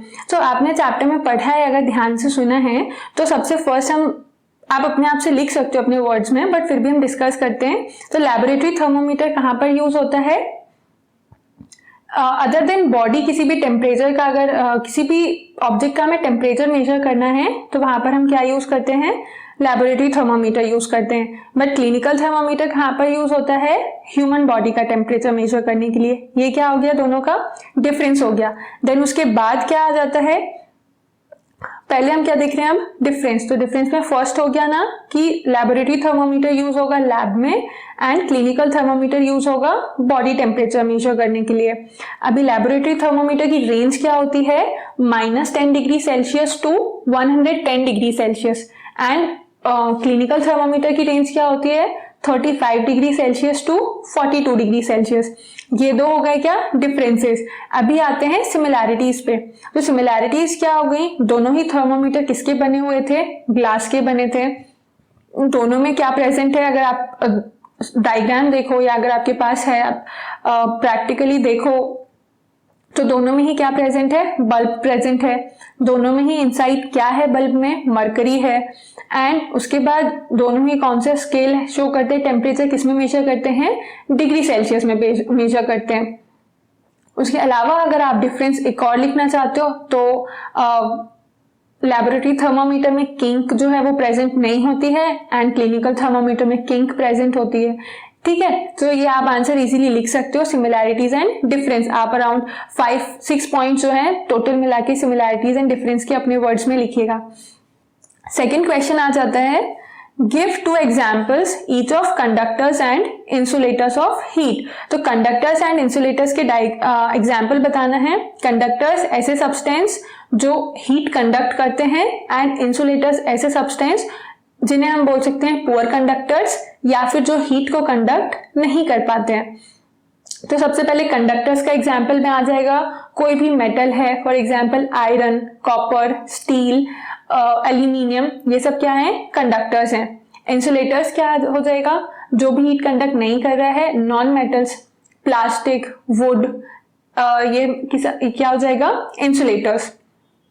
ठीक है, बहुत ही सिंपल सा क्वेश्चन है, सिर्फ एग्जाम्पल लिखना है। Third, fill in the blanks. तो हम फिलअप देखते हैं। सबसे फर्स्ट क्या है, the hotness of an object is determined by its. तो रिमाइंड करो, सेकेंड पेज पे आपने ये पढ़ा था कि हम किसी भी ऑब्जेक्ट की हॉटनेस को डिटरमाइन करते हैं, उसको क्या बोलते हैं, याद आया अगर आपको तो बहुत अच्छा है। आंसर क्या हो जाएगा, टेम्परेचर। ठीक है, तो फर्स्ट ब्लैंक का आंसर क्या हो जाएगा, temperature. Second one is temperature of boiling water can not be measured by a. तो जहां पर बुझो हॉट मिल्क का टेम्परेचर मेजर करने का सोच रहा था ना क्लिनिकल थर्मोमीटर से, एंड पहेली ने उसको मना कर दिया था। तो सेम आंसर यहाँ पर भी होगा कि हमें कौन से थर्मोमीटर से नहीं मेजर करना चाहिए। सेकेंड का आंसर क्या हो जाएगा, क्लिनिकल। फाइन, हमें बॉइलिंग वाटर का टेम्परेचर क्लिनिकल थर्मोमीटर से नहीं मेजर करना है। Third one is temperature is measured in. So इसका आंसर क्या है, डिग्री सेल्सियस। एंड दूसरा स्केल कौन सा है, डिग्री फ़ारेनहाइट। बट इंडिया ने कौन सा अडैप्ट किया हुआ है, degree Celsius. That is why हम टेम्परेचर किस में मेजर करते हैं, डिग्री सेल्सियस में मेजर करते हैं। फाइन, नेक्स्ट ब्लैंक है, no medium is required for transfer of heat by the process of. So ऐसा कौन सा प्रोसेस है हीट ट्रांसफर का जहां पर कोई भी मीडियम रिक्वायर्ड नहीं है। 3 प्रोसेस होते हैं, कंडक्शन, कन्वेक्शन एंड रेडिएशन। तो रेडिएशन जो है उसमें कोई भी मीडियम रिक्वायर नहीं होता है, तो यहां पर आंसर क्या आ जाएगा, रेडिएशन। ई है, a cold steel spoon is dipped in a cup of hot milk, heat is transfer to its other end by the process of. So क्या है, एक कोल्ड स्टील की स्पून जो है उसको हॉट मिल्क में dip किया एंड हीट ट्रांसफर हो रही है दूसरे एंड पे, तो ये कौन सा प्रोसेस हो जाएगा, कंडक्शन। क्योंकि कंडक्शन में ही एक हॉटर एंड से कूलर एंड तक या फिर हॉटर ऑब्जेक्ट से कूलर ऑब्जेक्ट तक हीट ट्रांसफर होती है। नेक्स्ट है, clothes of blank colours absorb more heat better than the clothes of light colours. तो सनलाइट को ज्यादा अच्छा से एब्जॉर्ब कौन करता है, डार्क कलर के क्लॉथ्स करते हैं। तो क्या आ जाएगा, clothes of dark colours absorb more heat better than the clothes of light colours. Fine, next question क्या हो गया, मैच द कॉलम है। तो मैच द कॉलम में देखते हैं हम, first is land breeze blows during. तो लैंड ब्रीज, लैंड से सी साइड पर जो ब्रीज जा रही है वो कब फ्लो होती है? आंसर होगा इसका नाइट। नाइट के टाइम पर क्यों हो रही है? बिकॉज लैंड ब्रीज जो उस टाइम पे क्या रहेगी? कूल रहेगी, एंड कूल एयर जो है वो अर्थ के क्लोज है, सरफेस के क्लोज है, एंड वो ट्रेवल करेगी नाइट टाइमिंग पे लैंड टू सी। तो इसका आंसर हो जाएगा night. Second one is sea breeze blows during. तो ऑब्वियसली अगर लैंड ब्रीज रात में हो रही है तो सी ब्रीज कब हो जाएगी? डे टाइम में। देन उसके बाद dark coloured clothes are preferred during. तो डार्क कलर क्लोथ कब पहनते हैं? जब ठंड है एंड हीट एब्जॉर्ब होगी तो वो हमें हेल्पफुल ही रहेगा, तो इसीलिए हम डार्क कलर क्लोथ्स कब पहनते हैं? विंटर्स में। And light coloured clothes are preferred during. तो इसका भी सिंपल आंसर है, सन लाइट जब ज्यादा है समर सीजन में हम लाइट कलर क्लोथ्स पहनते हैं। फाइन, तो ये हो गया आपका match the column. Next question है, discuss why wearing more layers of clothing during winter keep us warmer than wearing just one piece of our clothing. So winters में ज्यादा लेयर पहनना क्यों बेनिफिशियल होता है, या क्यों हम ठंड में ऐसा पहनते हैं एंड उससे बॉडी वार्म रहती है in comparison to wearing one thick piece of clothing? तो उससे क्या होता है ना, अभी हमने लास्ट चैप्टर का जो लास्ट पैराग्राफ था वहां पर ही पढ़ा कि एयर जो होती है ना बेड कंडक्टर ऑफ हीट होता है। तो लेयर्स जितनी ज्यादा रहेंगी ना उसमें क्या होती है? एयर ट्रैप हो जाती है, एंड एयर ट्रैप होने की वजह से जो बॉडी में वार्मथ है वो सराउंडिंग में नहीं एस्केप हो पाती है। इसीलिए हम क्या करते हैं? ज्यादा लेयर्स पहनते हैं, तो वो बेनिफिशियल हो जाता है। तो इस आंसर को आप अपने वर्ड्स में लिखने का ट्राई करो, बहुत ही सिंपल सा आंसर है एंड आप इजीली इसको लिख सकते हो। सो क्वेश्चन 6 देखते हैं हम। Look at figure 4.13, mark where the heat is being transferred by conduction, by convection and by radiation। तो इस फिगर 4.13 में आपको बताना है कि कहाँ पर हीट जो है वो कंडक्शन, कन्वेक्शन एंड रेडिएशन के थ्रू ट्रांसफर हो रही है। तो सबसे फर्स्ट हम देखते हैं कि कंडक्शन के थ्रू कहाँ पर हीट ट्रांसफर होती है। तो transfer of heat from pan to water. तो ये पैन जो है ये हीट अप होने के बाद जो वाटर हीट करेगा, तो ये जो ट्रांसफर ऑफ हीट हो गया ये क्या हो गया? कंडक्शन। सॉलिड से जो लिक्विड की तरफ ट्रांसफर हो रही है, या फिर सॉलिड की एक साइड से दूसरे साइड पर ट्रांसफर हो रही है, आउटर सरफेस से इनर सरफेस पे। फाइन। फिर सेकेंड वन आ जाता है क्या? कन्वेक्शन। तो कन्वेक्शन में कहां से हीट ट्रांसफर हो रहा है? तो विद इन द वाटर जो वार्म, पूरा वाटर जो वार्म हो रहा है ना, हॉट अप हो रहा है, वो किसकी वजह से हो रहा है? कन्वेक्शन की प्रोसेस की वजह से हो रहा है। एंड रेडिएशन कहां पर आ जाएगा? ये जो फ्लेम है, फ्लेम से जो बर्नर से पैन तक जो हीट ट्रांसफर हो रही है वो किसकी वजह से हो रही है? रेडिएशन की वजह से हो रही है। तो ये आंसर आप लिख सकते हो, कंडक्शन कहां पर हो रहा है? From pan to water, convection within the water, and radiation from burner to the pan.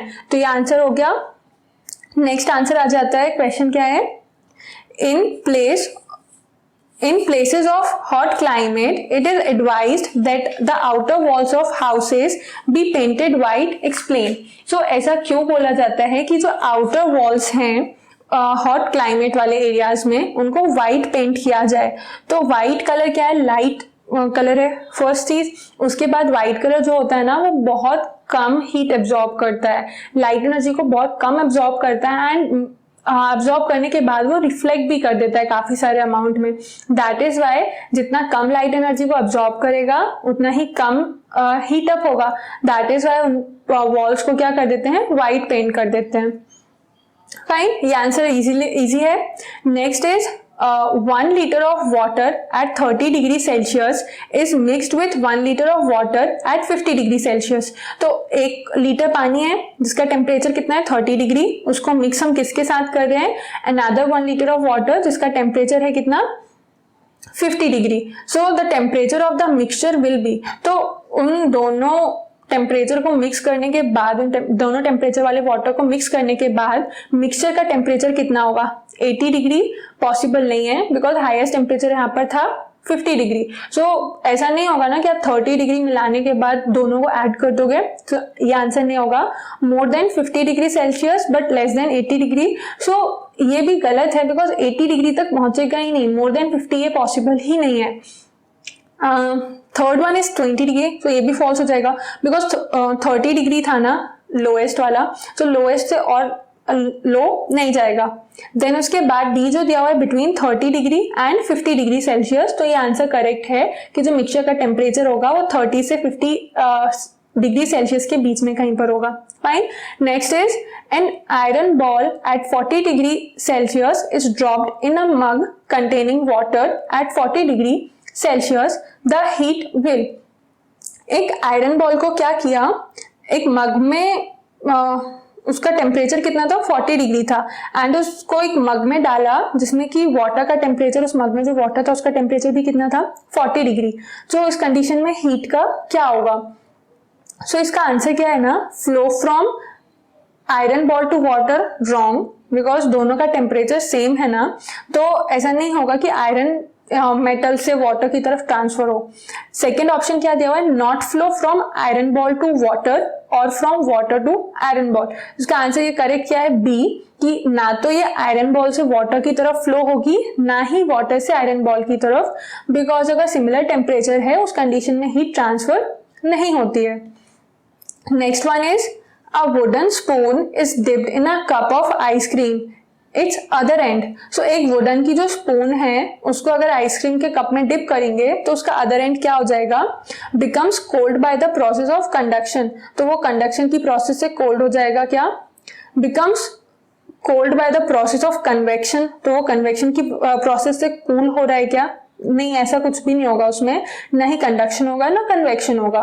Becomes cold bye the process of radiation, radiation भी नहीं होगा। रीजन अभी आपको मे भी याद भी आ जाए आंसर सुनने के बाद, डज नॉट बिकम कोल्ड। सो वो कोल्ड ही नहीं होगा। रीजन क्या है, बिकॉज आइसक्रीम स्पून जो दिया हुआ है ना, क्लियरली मेंशन है वुडन। सो हमने यहाँ पर सेकेंड एक्सरसाइज का जो सेकेंड क्वेश्चन था ना, उसका आंसर भी लिखा है आपने इंसुलेटर्स में, plastic and would. So the plastic और वुड जो है वो हीट कंडक्ट ही नहीं करते हैं, तो वो कैसे कोल्ड हो सकता है या हॉट हो सकता है। तो आंसर इसका क्या हो जाएगा, D, does not become cold. Then next है stainless steel pans are usually provided with copper bottoms. The reason for this could be that so stainless steel pans जो होते हैं ना, उनके नीचे कॉपर बॉटम लगा होता है, मतलब बॉटम्स में कॉपर लगा हुआ होता है। तो इसका क्या रीजन हो सकता है? सो ऑप्शंस देखते हैं हम। Copper bottom make the pan more durable. So copper लगे होने की वजह से बॉटम में वो ज्यादा ड्यूरेबल है, ज्यादा टाइम तक चल जाता है। सो ऐसा नहीं होता है। सच पेन्स अपीयर कलरफुल, तो वो सुंदर और कलरफुल दिखता है, ये क्या रीजन हो सकता है? No. Copper is a better conductor of heat than the stainless steel. तो ये रीजन है कि कॉपर जो है वो ज्यादा अच्छा कंडक्टर होता है हीट का as comparison to the steel, that is why copper coating की जाती है। एंड लास्ट ऑप्शन एक बार देख लेते हैं, copper is easier to clean than the stainless steel.